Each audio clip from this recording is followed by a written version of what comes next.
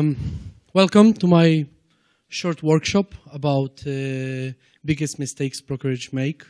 I'm Piotr Drzewiecki. I represent XOpenHub, liquidity and technology provider for brokers, banks, and other financial institutions. Today, in a very, very short few moments, I would like to tell you about a few of our experiences we've had with our clients and companies that we work with, and what they did on the market, what they did during their operations, what they did when they were starting, what happened to them that we feel were one of the biggest mistakes they could have done during their business operations. Some of them were terminal and ended up abruptly by killing the company. Some of them just made the owners sustain great losses. So I will walk through around 19 mistakes that I've chosen for you. If we have a little bit more time, I have 20 more on the back of the slideshow, but they're going to be touched only one by one. There's a story to each one of them. Each one of them we could discuss for 20 minutes. If you are interested to discuss them a little bit more, we are on the first floor as XOpenHub. We're happy to speak to you and elaborate a little bit more about all these points, because the whole team has worked with it and we spend a considerable time trying to solve most of these mistakes. So just in short, who is XOpenHub? We are fully regulated under FCA in UK. We are a liquidity and technology provider. We have our own internally developed trading platform, which is called XStation. We also provide MT4. We provide almost 1,000 financial instruments with liquidity, including commodities, indices, DMAs, and so on.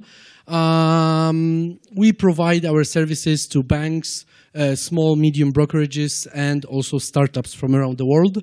And we've serviced almost 100 institutions so far. So we have quite a good experience. Me, myself, I'm with the group since 2010. I've managed a few brokerages. It says on 4 continents. Pretty much that's true. And I've created XOpenHub since its very beginning. So I consider it to be my small child. Not so small anymore. Okay, so let's start with mistakes that happen in early stages. The first one and the biggest one is that owners usually assume that Forex is fast cash, and it's a huge mistake because that was true 20 years ago or 15 years ago. Right now, if you want to get into a Forex business, you need considerable amount of financial means, you need know-how, you need good people, you need good strategy, good marketing, and you need a lot of time. People that currently enter the Forex business thinking that in 3 months they're going to buy themselves a Bentley usually drop out of the market because they run out of finances. So we've seen quite a lot of them, and that's a very big assumption. We can see it not only on emerging markets like Asia, but we can still see it in UK, EU. People come and they say, yeah, I want to run a brokerage, I want to be a rich man soon. And it doesn't work like that anymore. You really have to do your homework before you start. The second one is usually unreflecting choice of company jurisdiction. People try to cut corners here. They try to choose the easiest regulator that is available on the market, or with the lowest capital, or the fastest. And it's a huge problem, because if you believe that your company is going to achieve success at some point, you need to look into the future. What will the regulator do? How will the jurisdiction change? A very good example of this is Mauritius, where we've had some clients regulated with Mauritius. It was considered an amazing jurisdiction 5 or 10 years ago.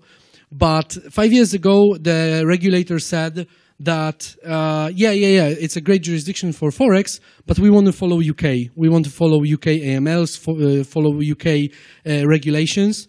So they basically copy-pasted everything that FCA did, and they just pasted it on their websites with no understanding of what that means, which means that they were following common law as if it was the other type of law, which I don't remember how it's called, the rule-based law. So they were not really understanding what they're enforcing on their companies, which basically resulted in many companies fleeing from Mauritius. A good example will be FX Primus or Hot Forex.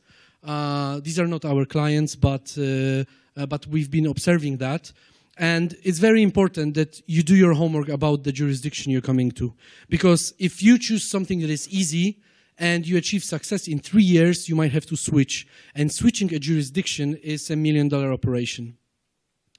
Another thing that we see, and we experience it every day, are brokerages that come to us, hello, And they say, yes, we would like a very, very fast start. We really want to go ahead. Great. We would just like to connect these 3 liquidity providers with these 15 bridges. We would like 5 different platforms and 50 groups because we really want to get it together.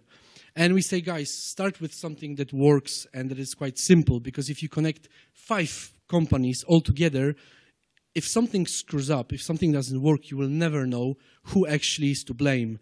Make it simple. No, no, no, we want it very nice, and we have means, we have IT teams, we have everything, we can do it. And we have 3 months deadline. And suddenly 3 months deadline turns into 12 months deadline, 18th month deadline, and then money run out because you don't have money for salaries anymore.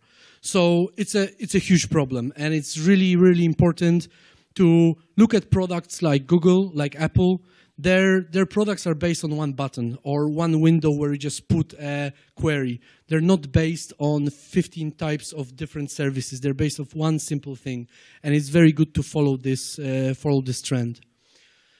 Another thing which we experience daily, especially with our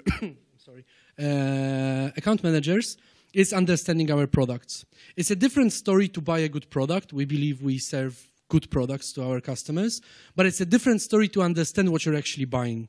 If someone comes to us and buys a platform, buys the whole setup, buys our liquidity, but never takes time to actually understand it, to spend 2 days working with us, coming to our HQ, speaking with all our teams, meeting trading team, compliance team, account managers team, they don't really know what they're buying.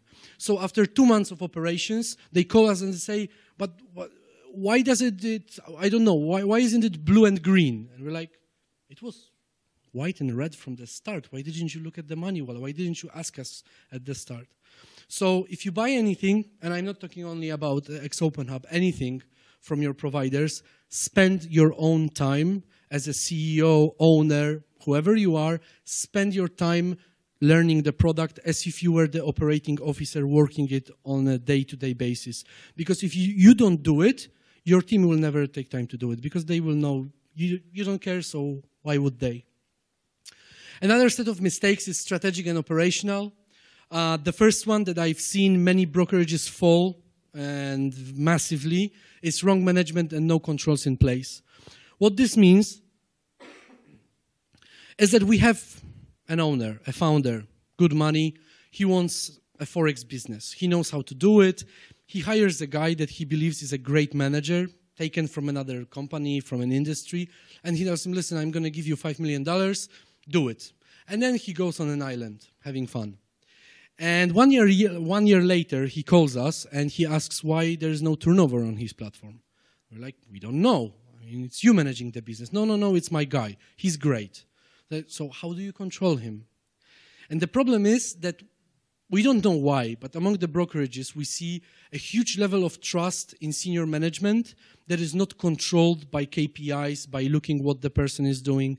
It's really, really good, whatever you're doing, to set some kind of controls in place, to, of course, give them freedom to use their vision, use their strategy, to show you their performance. But it's important that on a daily basis, on a weekly basis, monthly basis, you actually check what they're doing and what they're achieving. Because we even had a company that, according to our assumption, because we never knew, these guys actually found a founder. They took the money from them, and they were trying to keep inactive for as long as possible because they were getting very good salaries. So why bother start getting clients? And the funny part is that they were on the market 2.5 years. So for 2.5 years, they were getting senior management salaries, and they didn't have one single client. And finally, after 2.5 years, someone from the founders asked what's going on. And they said, yeah, we're setting up FCA, blah, blah, blah, blah, blah, blah. But the guys were down by 2.5 years of 12 months salaries. So take that into account. Another thing, it connects pretty much with complication is too many liquidity providers. There are many brokerages that believe in their success. They know that they can do it right. And they say, wow, we're going to be big. We're going to do 50 yards. We're going to be bigger than Alpari UK 2 years ago. Let's do it. So we can't have one liquidity provider. We need 10 of them because, of course, we're going to overload them with our flow. But what they forget is that at the start, they will be doing 100 lots, 200 lots. So the cost of adding another liquidity provider, let's put it in numbers, $20,000, $30,000 adding costs of your manpower, consulting, and everything, will not turn into profit only after maybe 2 or 3 years. So sometimes it's better to get one, even if they quote you a little bit worse price on 1 or 2 instruments, but start quickly. And then once you actually gain traction, gain turnover, then start adding, because then you also get very good negotiating power. When you're coming to 5 liquidity providers and you promise them 50 yards each, of course they look like you like, right. And they will get you the worst price that they can. So try with one, then go with the others if you really need to. Another interesting thing is something that I just called it a dilemma of shared logins versus 5 approvals. On one side, you have a simple startup where we all know each other, so let's use one login to log into all the CRMs, mirrors, accounts. We don't need to have separate ones. We trust each other. On the other side, we have a bank or a financial institution where before you get a login to any system, you have to walk between apartments and buy them chocolates, otherwise they will approve it in 6 months. And it's always a huge problem in a business how to find the middle mean between one and the other. Because on one side, the team will get demotivated and it will be too hard for them to get additional access. So they will actually neglect reporting because they will not look at all the possible systems because they will know, I need to get the login, I need to get the password restart. Now it's going to take me a week. Okay, someone else will do it for me. So they neglect it. On the other side, you have shared login where we have an example of a client that worked on this basis. They had one login to a huge account where they were hedging. And at some point, someone, no one knows who, logged into this account and by accident closed all trades on their account. Meaning it was a huge financial institution and they just left unhedged. They were supposed to hedge everything and suddenly someone just closed all the trades with us. And it was a huge panic over there. And till now, they don't know who did it because probably someone thought maybe they're trading on demo or something. Maybe they wanted to show off, say, look, I can close all trades. Maybe they were at the party. So it's really important to find this middle mean in between the approvals and between trust. Last one in strategic problems is treating your regulator as an enemy. I think everyone tends to do that. When you start a business and you get regulated and you get 56th question about CV of your junior compliance, whatever, money laundering officer, you get pissed off and you think, wow, these guys are crazy. They want to kill me. And maybe they do. Regulators don't really like Forex business so much, at least in some jurisdictions. But they are not an enemy. And if you treat them like an enemy, they immediately feel that.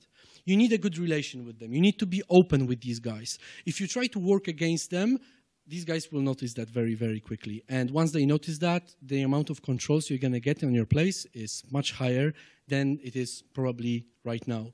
So we've seen that. We've seen both approaches.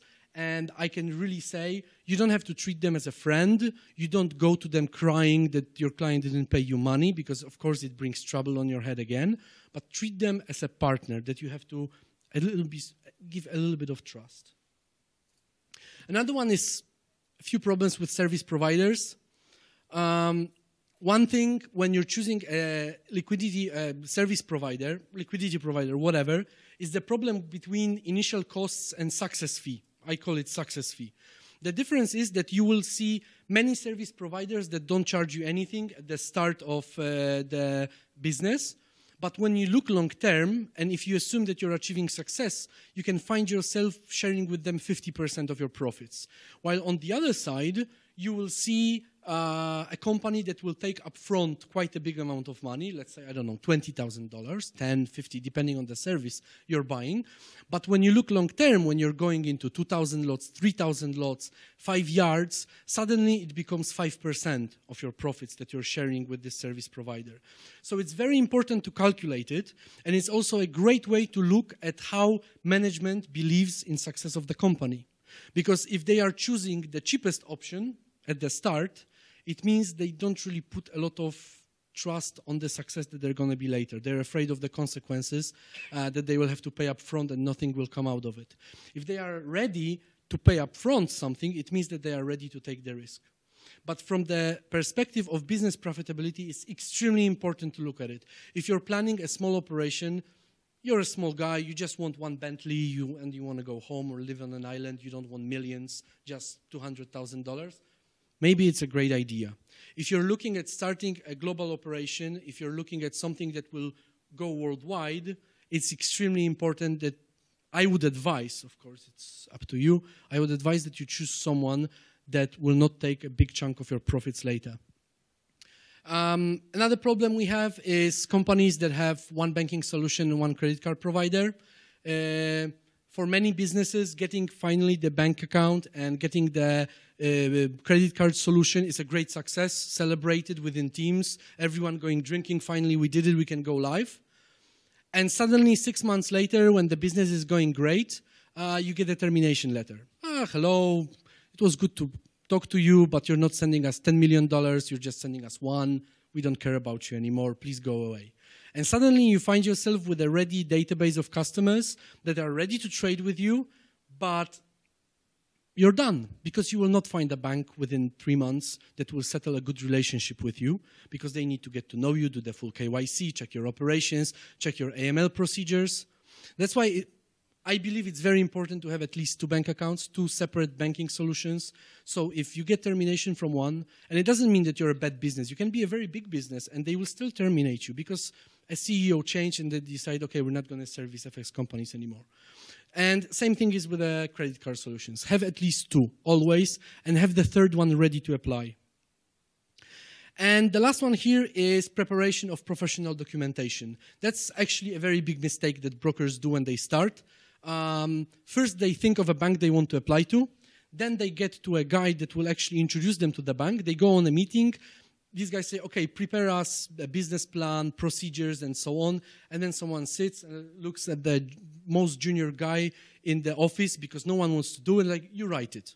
Copy it from some other website and we'll send it to the bank. It's going to be good. And it's a huge problem because you only have one approach to the bank. If you show them that your documentation is not professional and that you do not know your business, they will not approve you. And same thing is with credit card providers, anything that considers financial institution. If this documentation gets to compliance and someone sees it was copy-pasted from, I don't know, FXCM, they're not going to approve you. And then it's too late to prepare something that is really, really good. So again, get your homework right. Sit down and prepare a proper documentation before you apply. Otherwise, you might see yourself getting terminations from the best choices you've had at the beginning. Let me just see how much time I have left. Okay, we're still on time. Marketing mistakes. I love those. So, we have a client that was very big in Asia, one country, one particular country. He initiated a very aggressive strategy with introducing brokers, where there were very high bonuses and commissions for introducing clients for deposits. And he was very successful. He made a lot of money because these guys were actually introducing deposits that were very active and they were trading a lot, so it was great. So the guy, when we were on our monthly call, how's it going and what you're doing, he said, I'm moving to another country. I'm going to employ the same strategy. I'm going to kill another market. I'm going to be rich. And the guy is out.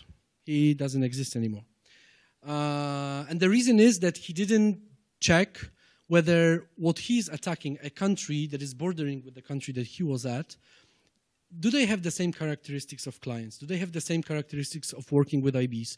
Because this strategy didn't work there. Because there you had clientele that would put a lot of money, but they would never trade.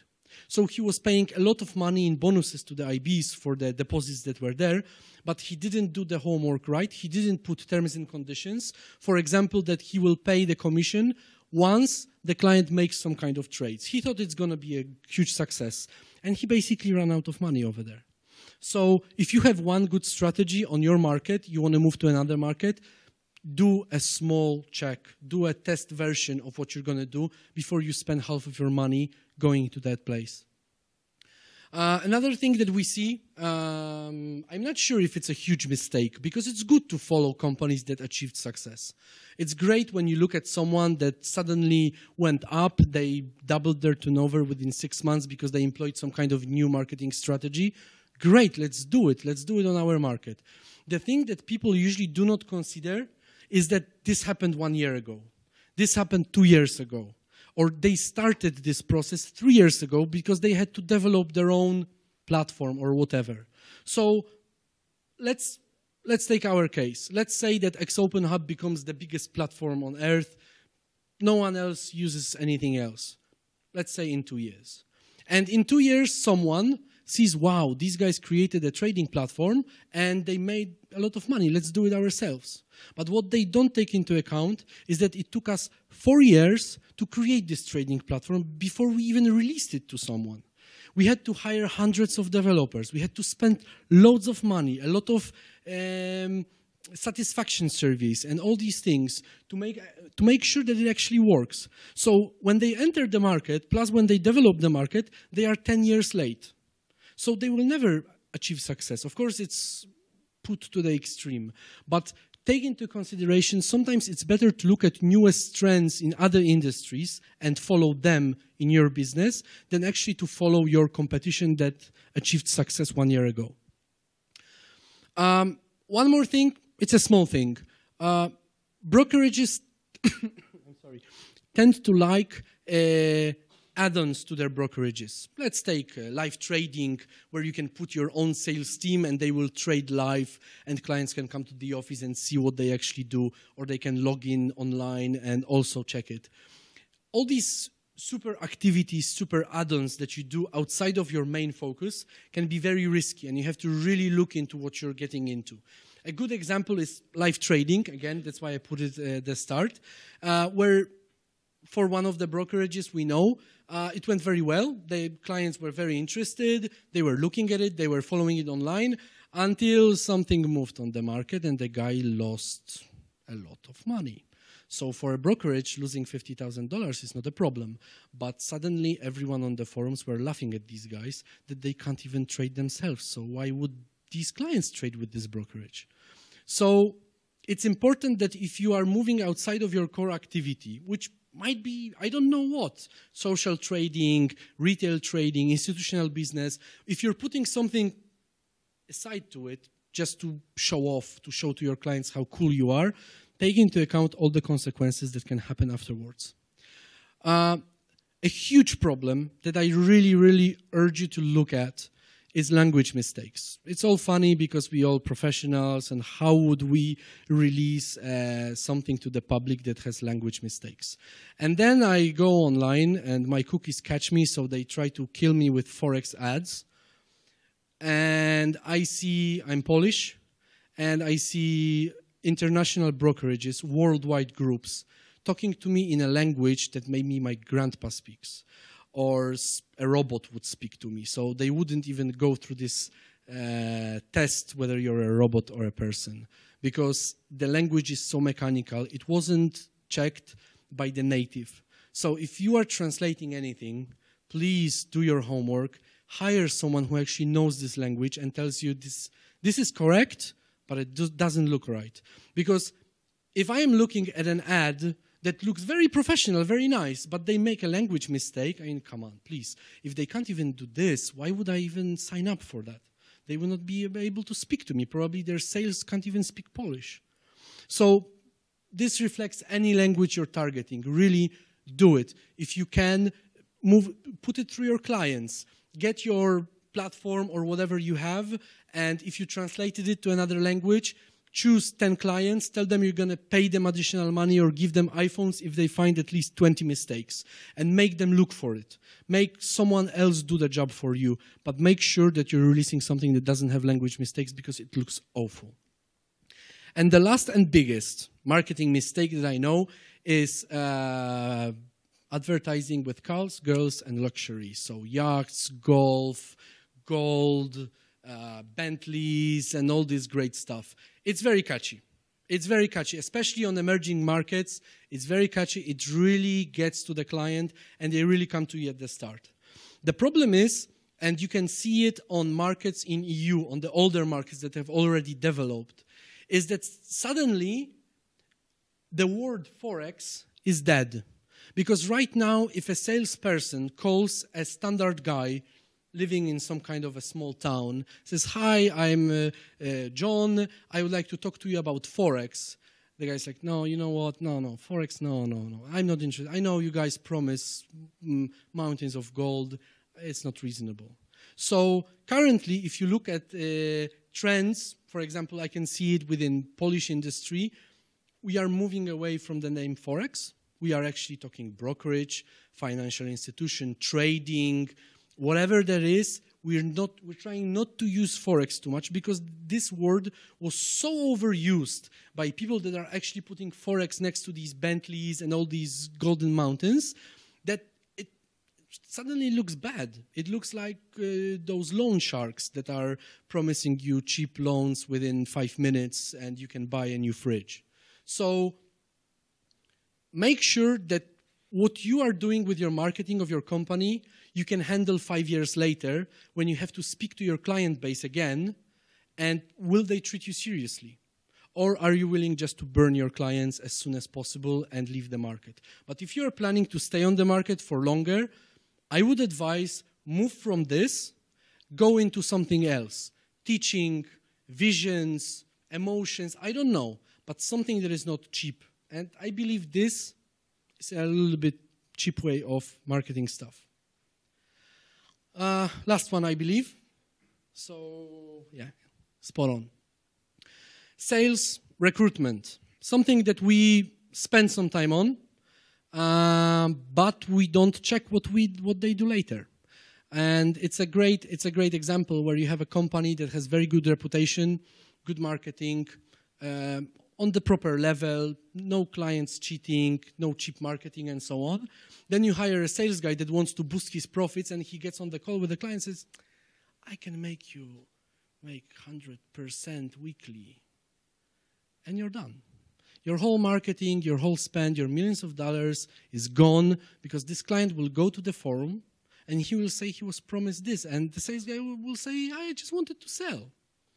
So it's very important to focus on your salespeople, record their phone calls, listen to them once a week, choose a random group of 5, and try to browse through what they are actually saying, how they are representing your company. Because whatever you do, what you see on the website, what you see in TV, or whatever you do, it's what people say that matters the most. And they will think that what the sales guy says is actually what you as an owner say to this client. Now, another thing is support recruitment, which is the most neglected activity in the whole Forex industry, I believe. Meaning, when we are hiring people for support to answer calls about deposits and complaints and so on, we probably hire anyone because if we have to do it fast, because we have sales, we have clients coming, we have the regulation, we have the bank account, we have the marketing campaign, and we have a lot of clients. We just have to bring in people that answer calls. And it's a huge mistake, long term, because these are the guys that will work with your frustrated clients. These are the guys that will talk to the clients that lost their money, because the guys that make money never call you. And they will not know what to do because they will not be trained properly and they will not be chosen properly. And if you can make your client feel good, even after a sustained loss, this is a client that will stay with you. This is a client that will try again because he will feel, okay, these guys are fair. They treated me fairly even when I got screwed. I feel I got screwed by the market. Maybe I didn't do my homework, but I called to this guy and he was very, very good to me. He was very explaining. He explained me everything. He was open and so on. So I really advise you, if you don't do it, spend some time on looking what your customer support does and make sure that their quality is very, very high.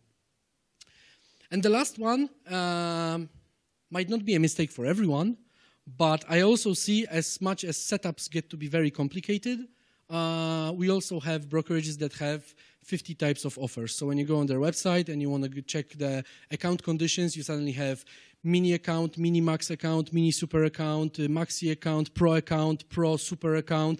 And you're like, wow, okay, I'm going to go to the guys that offer me one thing. Because we don't like too much choice. We like 3 choices, 2 choices. If I have 10, I don't have time to spend on this. I'm doing it at work. My boss was watching over my back. So I don't have time to walk through 10 tables. I have time, 5 minutes to decide on my account. So it's good to employ a KISS rule. I don't know if you know the rule KISS. It's a short for keep it simple, stupid. And I always say to myself, KISS for your clients. Keep it simple. Keep it as clear as possible. Don't make 50 types of offers. Make 3, but good ones that will approach your target group correctly. And I'm afraid that's it. Yes. Do I have to finish? Okay, guys, do you have any questions that you'd like answered, or any comments, or any experiences of your own, or anything that you'd like to say? Sure. You mentioned one operational difficulty that all new brokers come up with, which is the opening a bank account. Yes.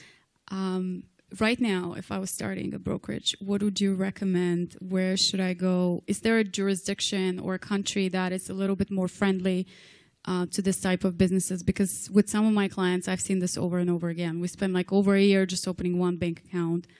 And Sure. It's such a huge pain. Thank you. So there's no right answer to it, because it all depends what you're going to do with your brokerage. And there are many things you can do with a brokerage. So depending on what you're going to do with it, what type of clients you're going to target, what kind of KYC you can get, you have to choose a different type of jurisdiction, and then a bank account.